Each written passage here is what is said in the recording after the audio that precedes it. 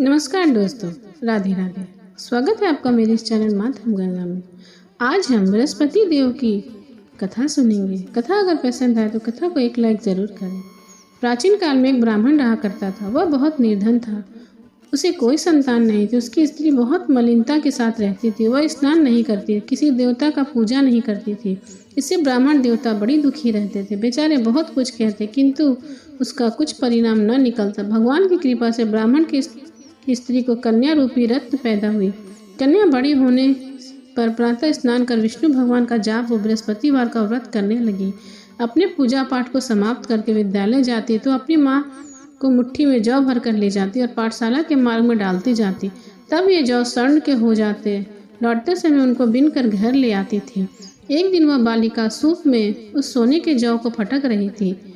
उसके पिता ने देख लिया और कहा, हे बेटी, सोने के जौ के लिए सोने का सूप होना चाहिए।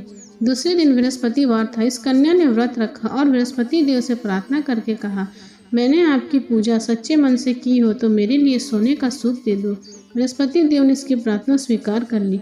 रोजाना की तरह वह कन्या जौ फैलाती हुई जाने लगी। तब जब लौटकर जौ बिन रही थी तो बृहस्पति देव की कृपा से सोने का सूप मिला। उसे वह घर ले आई और उसमें जौ साफ करने लगी, परंतु उसकी माँ का वही ढंग रहा।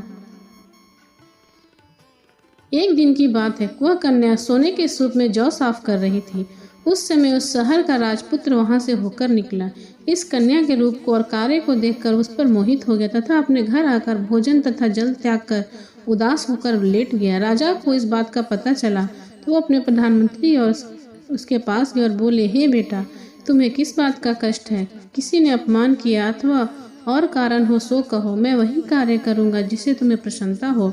अपने पिता की बात सुन राजकुमार ने बोला, मुझे आपकी कृपा से किसी बात का दुख नहीं। किसी ने मेरा अपमान नहीं किया, परंतु मैं उस लड़की से विवाह करना चाहता हूँ जो सोने के सूप में जौ साफ कर रही थी।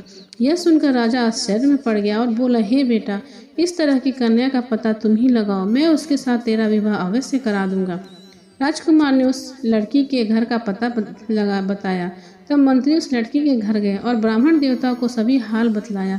ब्राह्मण देवता राजकुमार के साथ अपनी कन्या के विवाह करने के लिए तैयार हो गए तथा विधि विधान के अनुसार ब्राह्मण की कन्या का विवाह राजकुमार के साथ हो गया। कन्या के घर से जाते ही पहले की बात ही उस ब्राह्मण देवता के घर में गरीबी का निवास हो गया। अब भोजन के लिए भी अन्न बड़ी मुश्किल से मिलता था। एक दिन दुखी होकर ब्राह्मण देवता अपनी पुत्री के पास गए। बेटी ने पिता की दुखी अवस्था को देखा और अपनी माँ का हाल पूछा। तब ब्राह्मण ने सभी हाल कहा। कन्या ने बहुत सारा धन देकर अपने पिता को विदा किया। इस तरह ब्राह्मण का कुछ समय सुखपूर्वक बीता। कुछ दिन बाद फिर वही हाल हो गया। ब्राह्मण ने फिर अपनी कन्या से कहा और सारा हाल कहा तो लड़की बोली, हे पिताजी, आप माता जी को यहाँ ले आओ, मैं उसे विधि बता दूंगी जिससे गरीबी दूर हो जाएगी। वह ब्राह्मण देवता अपनी स्त्री को साथ लेकर पहुंचे तो माँ को समझाने लगी, हे माँ, तो प्रातःकाल प्रथम स्नादि कर विष्णु भगवान का पूजा करो तो सब दरिद्रता दूर हो जाएगी। परंतु उसकी माँ ने एक भी बात नहीं मानी और प्रातःकाल उठकर अपनी पुत्री के बच्चों के जूठन को खा लिया।